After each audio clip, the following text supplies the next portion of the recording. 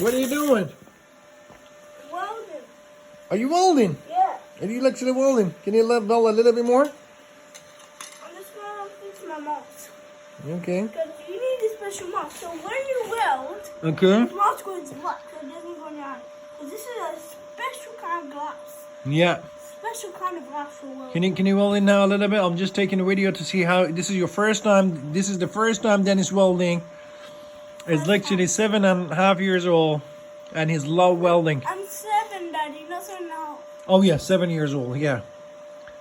He's a great boy. We're proud of him. Yeah. And the weld. And the welding.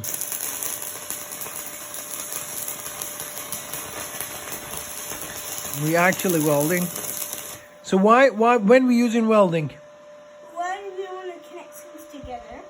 Some plastic or Metal. Only metal, because this only works on metal.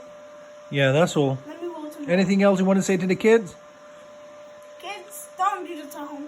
They don't need that at home. Yeah. You can do it at home, but just don't touch this end, or the metal end. It could like literally, and don't put it in high voltage. Yeah. If you touch it, shut down your electric plug. I agree.